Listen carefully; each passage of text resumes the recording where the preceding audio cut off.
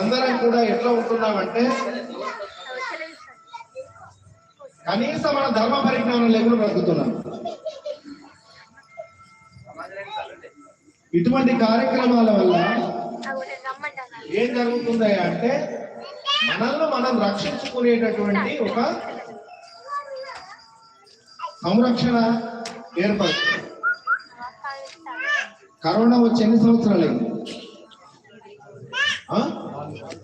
4 సంవత్సరాలు. యూపీలో ఒక ఏరియా మొత్తము ఆవు పిడకలతో ఆవును ఎక్కువ యజ్ఞం చేస్తే ఆ గ్రామంలోకి కరోనా పోలేదు. నాసా సైంటిస్టులు కూడా యజ్ఞం ప్రమాణం ఏంటిది అనే దాని మీద ఇన్వెస్టిగేట్ చేస్తే ఆవు పిడకలు, సమితలు గోవు యొక్క ఆర్జనతో యజ్ఞం చేస్తే ఒక్కసారి స్వాహ అంటే 500 టన్నుల ఆక్సిజన్ జనరేట్ అవుతుందని వాళ్ళు మనకు చెప్పారు. ఎక్కడో దేశస్తుడు వచ్చి మనకు చెప్పితే నమ్మేటటువంటి పరిస్థితికి దిగజారిపోయి బ్రతుకుతున్నాం మనం అంతా. పూర్వం ఆశ్రమాలు ఏం జరిగేది?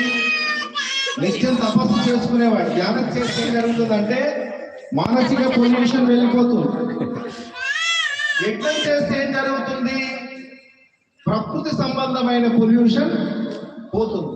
మరి ఆ పొల్యూషన్ ని క్లీన్ చేసేటటువంటి గొప్ప యజ్ఞం ఎక్కడుందయ్యా అంటే గోవులో ఉంది.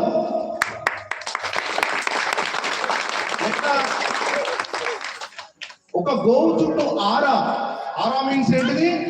డివైన్ పవర్, దైవిక శక్తి.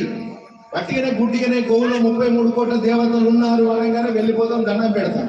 అని చెప్పినా కానీ అడిగి వచ్చే చేసే పరిజ్ఞానం కూడా మనకు లేదు. ఏం జరిగింది?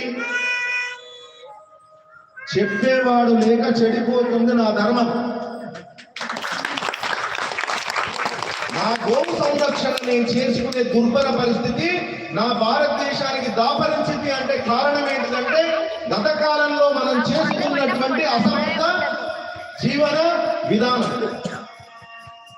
ఈరోజు గోమాలు వేసుకున్నాం. ఎందుకు వేసుకున్నాం?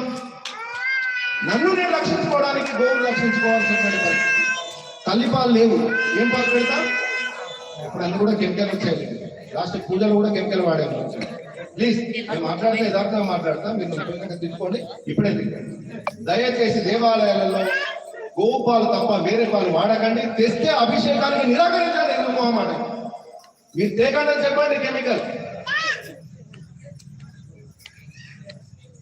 గోవు పాలల్లో అమృతం. మొన్న సంక్రాంతికి గుడ్లు పెట్టాము, రంగవల్లులు వేసాము. ఒక యంత్రం తీసి చూడండి. యంత్రం డిజైన్, ముక్కు డిజైన్ సేమ్గా ఉంటుంది. మధ్యలో గొబ్బిలు పెడతాం. ఆవు పేడలో ఎవరుంటారయ్యా అంటే లక్ష్మీ దేవత కొలువై ఉంది.